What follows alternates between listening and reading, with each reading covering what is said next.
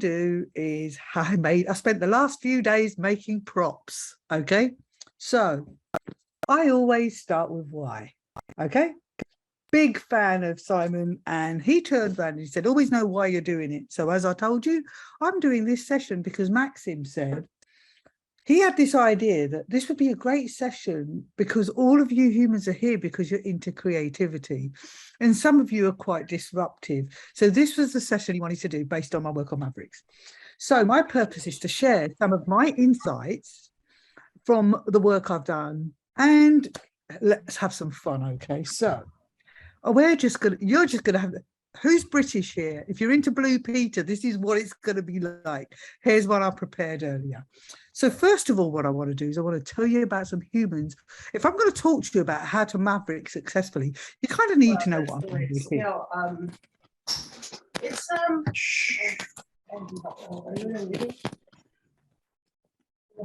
don't know why I'm having this sound echo. Is that sorted? Fine. Okay. So let me get my box of tricks out because everything's all in this yellow box. It's always in a yellow box. Yellow is my favorite color. Okay, so let's just play a game. I'm gonna turn around. Actually, just switch everybody off so they can talk. Unmute everybody. There's only a few of us. How wrong can it go? Okay, so everyone unmute yourselves.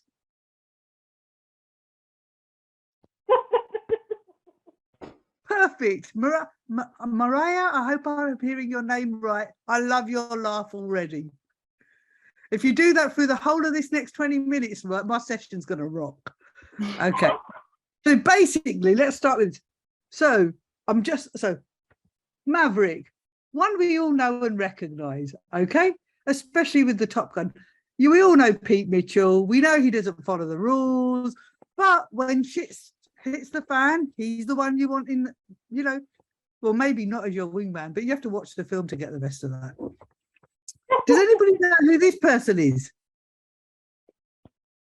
Does this human being, any idea? Okay, so who do you think it is? Marie Curry? Nope. Close. This is a woman called Virginia Apgar, okay? She was this American physician, obstetrician, and she was a medical researcher, and she's actually the inventor of the Apgar scale. You know that test so that as soon as a baby's born, they do 10 checks to make sure that hang on, I'll read you what she said. She wanted to design a way to quickly assess the health of a newborn child immediately after birth to combat infant mortality. For those of you who don't know me, which is all of you, I think, I used to be a pediatric children's nurse, so I had to throw her into the equation. Okay, that's where I come from. Okay. Any Star Trek fans? Put your hands up. Oh. Okay, right. Live long and prosper. Right. Star Trek, Captain James T. Kirk, fictional character, 100% Maverick, never fucking followed the rules. Spock follows the rules. Captain Kirk doesn't. Still with me? Okay. You didn't know I was going to make you work. Any ideas?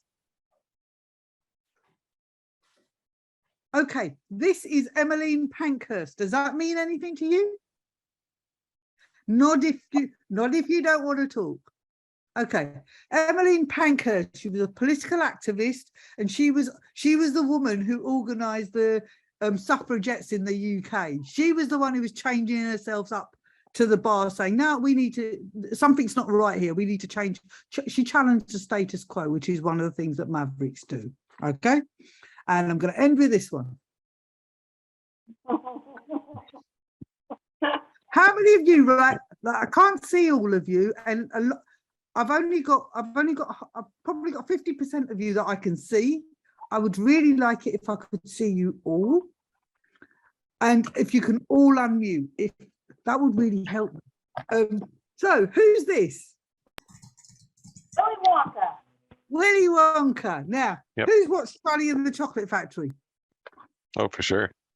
Okay, so none of the magical shit would exist unless Willy Wonka did things like the experiments he did. He didn't make chocolate like other people. And I did have one extra. Anybody know who that is? This is Junko Tabei. She was the first woman to summit Everest and to ascend all 7 summits. Okay, so Mavericks are those people who, this is what it's based on. This is a page of a book. I actually hand drew a 250-page book, which is made up like this. Okay, so basically, this is literally the only version of this book on the planet, so you get to see it. Otherwise, you have to go on the website to see it. So basically, this is, hang on, let me put this in the right place. This is Samuel Maverick. That's where the word comes from. Okay, he was this Texan lawyer, right, who refused to brand his cattle. So any cattle that was found that was unbranded was presumed to be his. So he challenged the status quo, and he had more cattle than he actually should have had, right? So everything I'm going to tell you about how to Maverick successfully, my background is I used to be a paediatric children's nurse in London. I was a university lecturer, and my specialist subjects were research, leadership and management of change, and young people's health. Okay.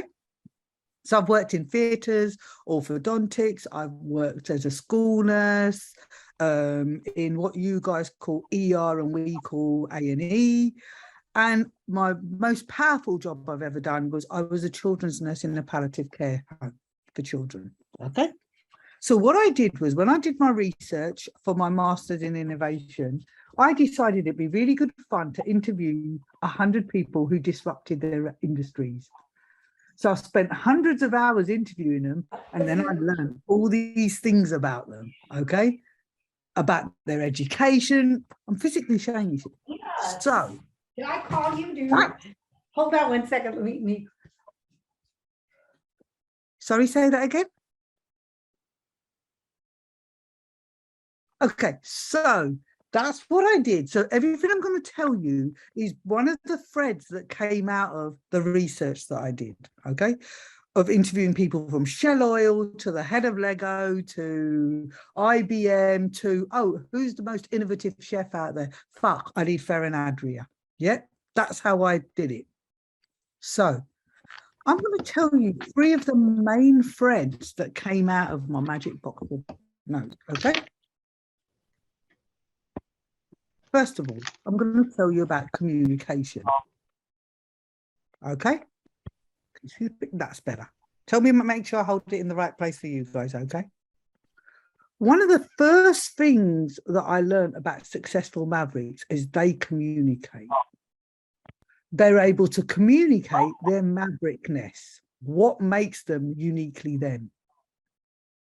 They're also able to communicate the ideas in their head to other people. You've just all come out of Joe and Maxim's keynote. Joe is a brilliant example of somebody who could communicate that. You know, the thing he was telling us about we need to get a ride created on we need to put a tube that's above the ship. He's able to communicate that idea, but not only can they do that, they can get buy-in from people because they effectively communicate that idea. They also know the value of pivoting, that when a different opportunity presents itself, they can pivot on the. I spoke to one person who said they'd been working on this project for 5-6 years, and then this opportunity presented itself, and they had the choice that they just kept doing what they would. This was what we set off to do, or they pivoted. They pivoted. That company went on to make millions. Yeah. If I hadn't made that pivot, they wouldn't have had that. They also are really, really capable of effectively putting across the importance of doing things differently and why it pays to do things differently, which is why I asked Joe to be my mentor. Their ideas in their head is what's so important. How we all have ideas. We're sitting around this, we're all here from all around the world attending a conference on creativity because we have these ideas in our head, right? Very, very diverse ideas, yeah? Some of us might think this is an idea that no human beings ever had. And some of us are sitting there with an idea going, I know other people have done this, but I think we can make it a bit better. And all of them are valid, but unless we can get other human beings to buy in our ideas, well, we're never going to make any money from it. We might get our rocks off because we're doing it and we're in the flow, but we're not going to get buy-in for that idea. And there is a meritocracy and metric that comes with having some other people buy into our idea. If I couldn't persuade 100 people to buy into my idea that this crazy girl just thought, wouldn't it be fun to find all the people who are crazy and have a conversation with them and see what I could learn and turn it into a thesis? Unless people bought into that idea, these people were giving me their time on Sunday mornings. I spoke to you about they appreciate the importance of doing differently and how it can pay to do differently. What we come to is, if you look at a lot of things that are out in the world today, yeah, somebody once had an idea that we'd be able to sit in front of a computer and talk to somebody millions of miles away. I can remember trying to get the guy who invented Skype to talk to me. And the way he got the team to do this was to say, he didn't make it about the money. He turned around and said, you know, what if a grandfather who lived in London could see his grandchildren in Africa?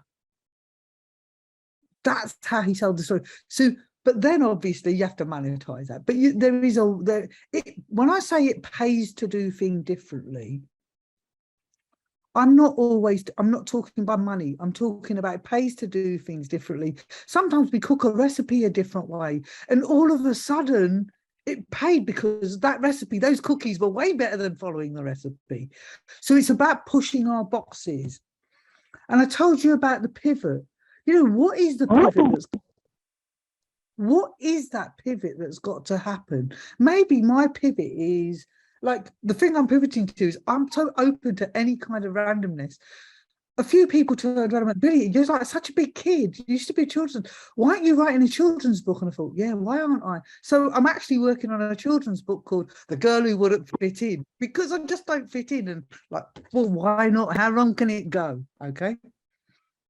The other thing, so I've told you about communication. The other thing that successful mavericks are really, really good at, okay, I mean, we've got a whole list of there's about 250 things I could tell you about, but I tried to streamline it. So let me talk to you. I've told you about communication. The next other thing I'm really good at is people, okay? Successful mavericks are really great at working effectively with other humans. Yeah, sometimes there's a lot written that mavericks are unfriendly, they don't really work with people, they sit in their silos. Absolute bullshit. Okay, every single person I spoke to said they knew how, they worked really, really effectively with other people. Okay, they deliberately bring in people into their team who aren't like them. The other thing they do with people, do you like my drawings, by the way? This is what I've been doing for the last few days. So they always have a wingman, a bit like the whole Maverick and Goose thing, okay? Because they know that they're going to be mavericks are the kind of people who are going to say, let's put a man on the moon, right?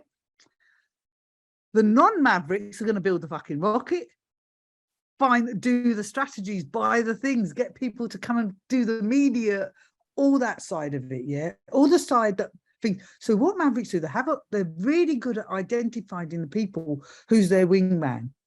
What they do is they appreciate that the world is a complicated place.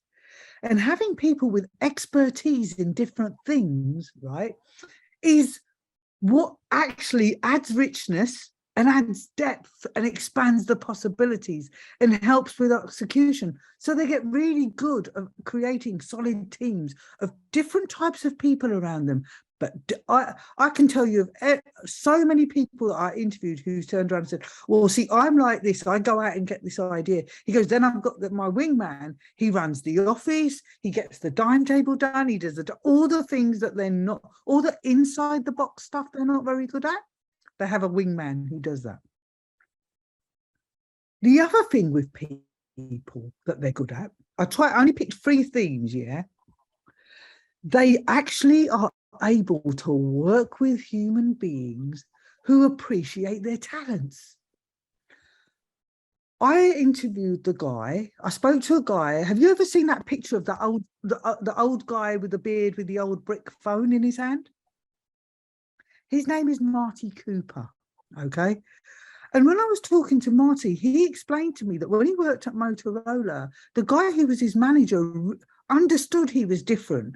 Marty was never going to be good at leading the team and moving up the ladder and managing people, but he was really good at being left alone. And what he found was his manager respected those talents, appreciated them, and they left him alone. And if they hadn't, we wouldn't be walking around with a cell phone in our hand today. Yeah.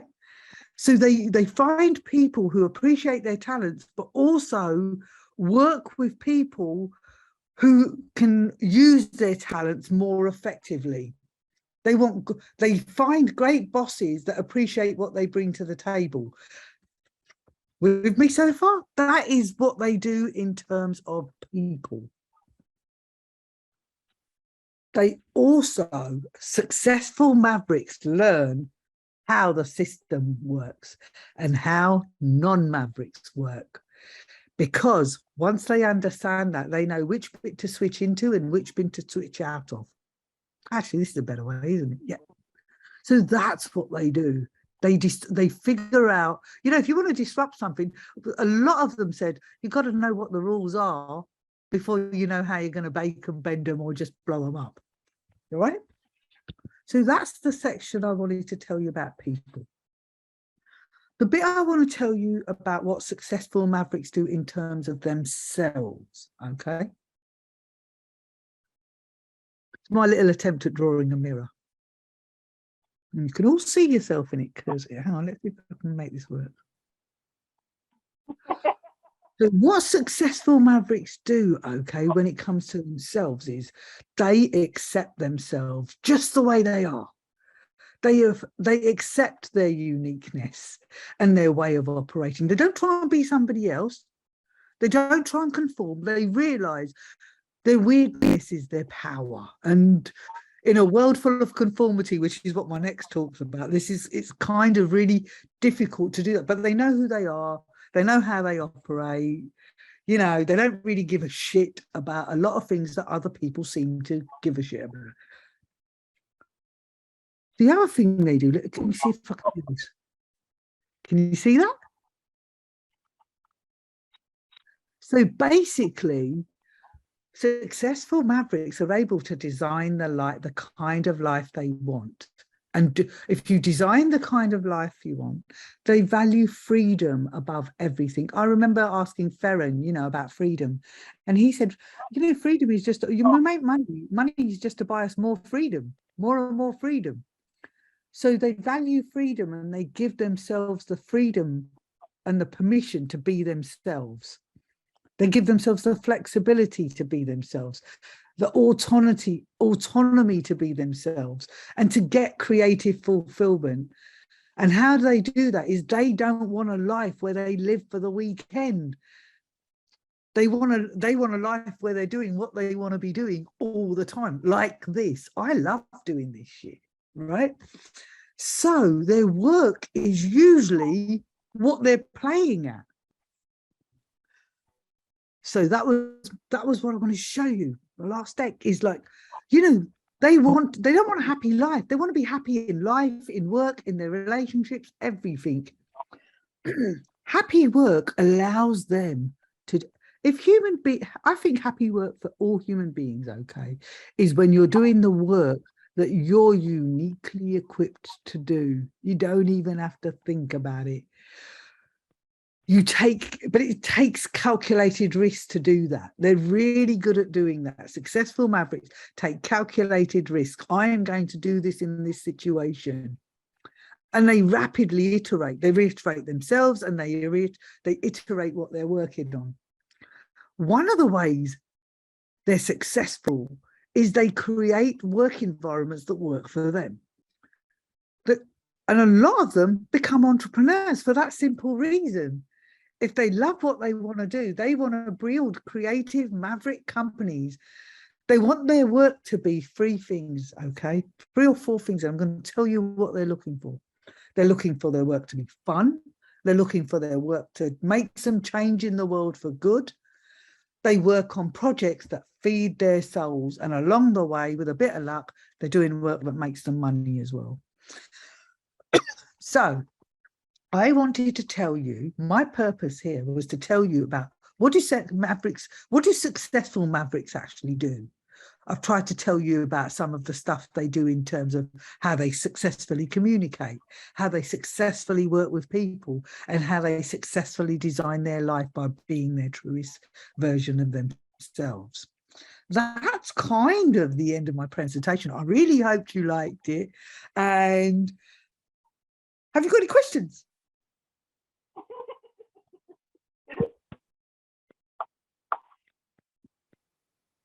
Thank you so much.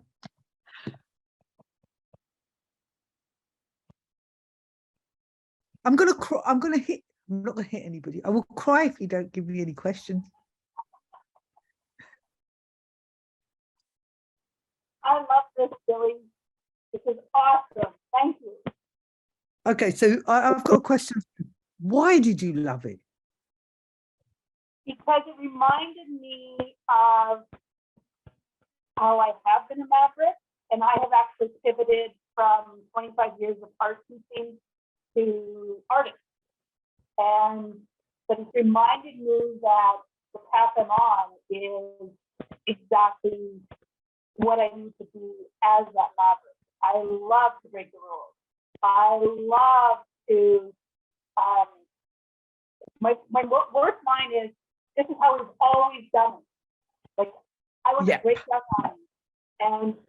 And just listening to you and what you've explained is like mind-blowing reminder of, yeah, this is what I'm supposed to be doing.